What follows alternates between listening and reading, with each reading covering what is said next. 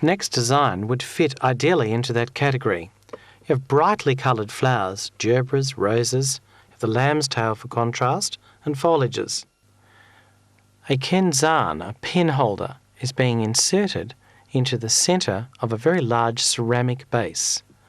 This cast iron surround aids support to the kenzan. This is a smaller pen holder, and they do come in all shapes and sizes, square, round, oblong, all sizes. You can actually insert some bamboo across the centre in a cross manner if you needed to aid support within the surround above the kenzan. That won't be necessary on this one, so with these very large tropical leaves, they are being inserted onto the pins. Water, of course, would be in the dish base, and these are going to form a grouping. They're also layered. Raffia, an interesting texture, has tied these pieces of bamboo, and two are being wedged onto the pin holder, whilst the other two give stability around the outside of the liner, that cast iron liner, into the base of the bowl. Adding water to this is not a problem, and we're looking at a horizontal placement, balancing this through the existing placements and sitting on the lip of the bowl. You could fasten this with raffia as well as another fastening method. Ikebana is being used here, which is a strong green and yellow in contrast to the tropical leaves. Two different textures, different colours. The gerberas have wire support so that you can angle their heads, and they're being placed straight onto the pin holder. There's the wire painted, 0.71 gauge, coming down, and you can see that little lock of parafilm. That's an option. That's one way of holding the wire to the stem. So just look at that process now. One band is quite sufficient, and the parafilm locks onto itself. These are cut fairly short as we want to create a colour mass and grouping towards the base. This is very important. You've got a lot of texture in that bamboo. It is balanced by the strength of the ceramic container, and there is an influence of gold that is actually part of, you can just see it on the edge at the front of the container, there's a little bit of a gold pattern which the gerberas is picking up.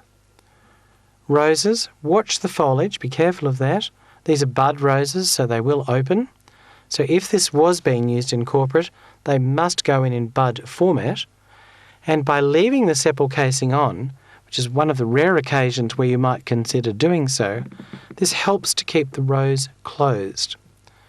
You might also note that the little sepal casing, that's the little area that sits up from the rose, should be upwards to ensure the freshness of the product.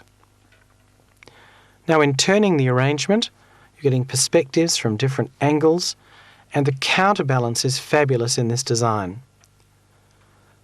The actual width of this container across the top is 60 centimetres, so this is a very large arrangement.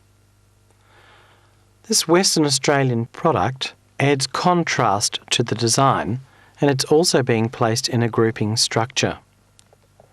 The colours are very pleasing. The blue is very strong, which is a primary. The yellows are very strong, which is also another primary. So you have two very strong colours blended together. The white is a neutraliser within the design, and the green has the lime, and of course lime, yellow, and into gold are an analogous run of colours on the colour wheel. And we pick up those highlights into the yellow from the Ikebana and the lime yellow in the leaves. So it's a very good combination to put together. And we also have some variegated English box, which is going to be included in the design. A nice fresh moss, which is going to cover the inner mechanics. Without the size of this container, you would not be able to have the extensions of the bamboo both in the horizontal width as well as the vertical height.